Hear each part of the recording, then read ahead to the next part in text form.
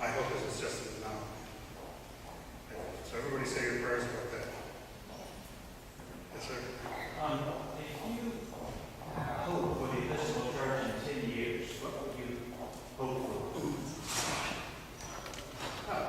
Let me just, rather than hope, let me tell you what I think is going to happen in the Episcopal Church in the next 10 years. I think that after probably 2 more general conventions, I think that you will begin to see a change in the attitude of the church. It will be much less combative. Things that are issues today will begin to move into the background. But I think what you're going to see, and we're seeing a little bit of this statistically, I think we're at the very front end of an upcycle in the Episcopal Church. So statisticians will tell you that churches seem to run in 30-year cycles, 30 years up, 30 years down. It's pretty predictable. And we're at the front end, if they're right, of one of those 30-year cycles. We've been in a down cycle for about 30 years. And so I think we're at the beginning of a cycle. The numbers are starting to look that way.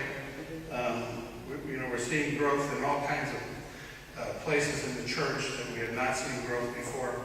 So I think you're going to see a changing character in the church.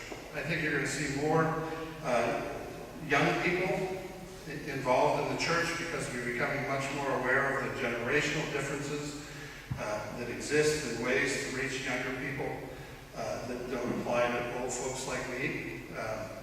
And the other thing is, one of the reasons I'm thinking this is that the leadership of the church is changing. We began to see this at General Convention this year with the number of first-time deputies, about 40%. Do you remember it that way? It was something like 40% of the deputies were first-time deputies. That's a huge number for General Convention. I think we're seeing younger people getting involved in the leadership of the church.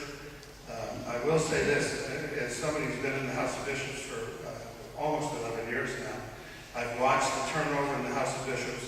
I am extremely encouraged by the younger bishops that are coming into the House of Bishops. They have a much different attitude about the church than my generation, are much less proprietary, but are bright, excited, want to lead this church and do the things that they're called to do, and are quite bold about it, and are willing to step outside of the sort of institutional boundaries that we've been structured with so long.